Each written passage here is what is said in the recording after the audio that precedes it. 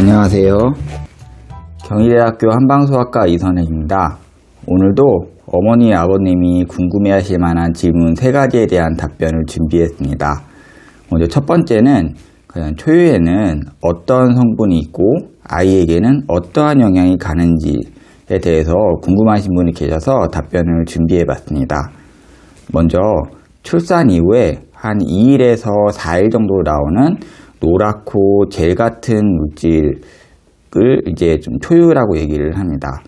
이런 그 초유는 신생아의 위장의 커짐에 따라서 분비량도 비례해서 증가하는 특징들이 있는데요. 초유는 이후의 성수기보다 단백질, 미네랄, 면역학적 인자가 더 높고 탄수화물과 지방, 그러니까 유당과 지방은 적게 들어있는 특징이 있습니다. 초유는 영양학적 이점보다는 오히려 면역학적 이점이 크다고 알려져 있는데요. 1차적으로 장벽을 코팅을 해서 병원체가 부착하는 것을 막아주고 백혈구와 면역 글로불린이 풍부하기 때문에 감염을 예방해주는 효과가 있습니다. 또한 빌리루빈이 축적된 태변의 배출을 도와주고 위장관에 좋은 유익균이죠. 비피더스균이 자리 잡게 도와줌으로써 건강한 장내 환경을 조성해주는 역할을 합니다. 신생아의 위장이 적은 만큼 초유는 분비량이 적기 때문에 가능하면 그 아이에게 초유는 반드시 먹이는 것이 권장됩니다. 두 번째 질문은 모유 수유를 할 때 어떤 음식을 엄마들이 먹으면 좋을까요?에 대한 질문입니다. 일반적으로 모유량이나 모유의 성분 중에서 탄수화물이나 단백질, 세포조성이나 면역인자 등은 엄마의 식이에 크게 영향을 받지 않습니다. 지방 중에서 모유의 총 지방량은 식이에 영향을 받지 않지만 그 지방산의 그 세세한 그 종류들은 식에 따라서 영향을 받는 경우가 많습니다. 그리고 지방에 녹는 지용성 비타민들도 차이가 생기게 됩니다. 그렇기 때문에 모유 수유를 하는 경우에는 안 좋은 지방이라 알려져 있죠.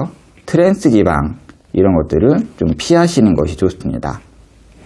그리고 미네랄이나 수용성 비타민들은 엄마의 식이에 영향을 많이 받습니다.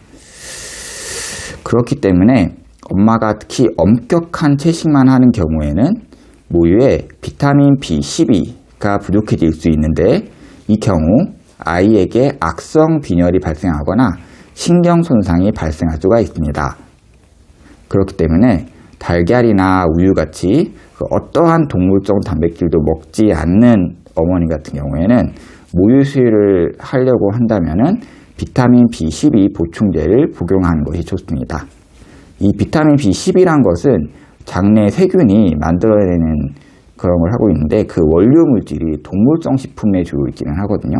그래서 동물성 식이를 아예 먹지 않는 경우에는 보충제라도 섭취를 해서 아이는 건강하게 성장할 수 있게 모유의 그 구성을 잘 해주는 것이 좋습니다. 그리고 다양한 음식을 먹는 어머니들이 모유를 먹는 아이들이 그 다양한 맛을 더 잘 받아들이게 되는 경향이 있다고 해요. 그리고 모유 수유에 권고되는 특정한 음식이 따로 있는 것은 아니고 비타민과 미네랄이 풍부한 음식을 먹되 수유를 위해서 하루 500칼로리 정도의 그 열량을 더 섭취하면 된다고 알려져 있습니다. 세 번째 질문은 과연 모유 수유를 할 때 엄마가 한약을 먹으면 아이한테 가지 않을까요? 에 대한 질문입니다. 일반적으로 이제 초유가 나오는 한 후 3일에서 4일 정도, 초유가 2일에서 4일 정도 나온다고 했었죠. 이때는 유선세포 사이의 간격이 되게 넓습니다. 그렇기 때문에 약물이 상대적으로 모유에 넘어가기가 쉬워요. 하지만 모유가 약산성이기 때문에 약물이 약산성이거나 분자량이 크거나 장 내에서 흡수되지 않거나 이런 약재들은 보통 모유를 잘 넘어가지 않습니다. 특히 수용성 약물은 지용성 약물보다 모유에 덜 전달이 되는데요. 한약의 경우는 탕제로 복용하는 경우들이, 그러니까 물에 끓여서 복용하는 약들이 많기 때문에 상대적으로 모유에 들어가는 양이 적은 편입니다. 그리고 이행류가 나오는 4일 이후부터는 유선세포의 간격이 많이 줄어들게 돼요. 거의 붙어 있게 되기 때문에 웬만한 양구들은 거의 모유로 넘어가지 않게 됩니다.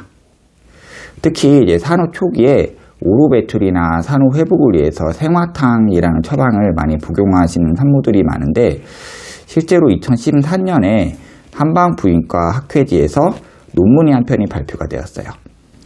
산모의 한약 복용이 모유에 미치는 영향이라는 제목의 논문인데요.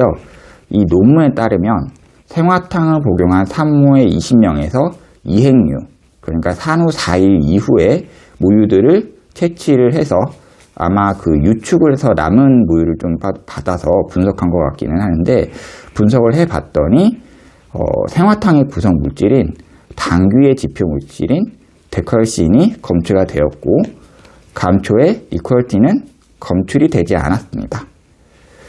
그 20명의 시료 중에서 데컬신이 가장 많이 검출된 시료가 64 ppb 정도로 아기에게 큰 영향을 미치지 않는 걸로는 밝혀졌어요. 그렇기 때문에 산후에 많이 쓰는 한약질 위주로서는 아이에게는 큰 영향을 주지 않을 걸로 판단이 되고, 특히 산후 4일 이후에 복용을 하는 경우에는 더 안전하다고 볼 수 있겠습니다. 이 밖에 다른 것들이 궁금한 것이 있으시다면 답글로 남겨주시든지 해주시면 제가 또 확인을 하고 또 이렇게 영상으로 올려서 말씀을 드리는 걸로 하겠습니다. 감사합니다.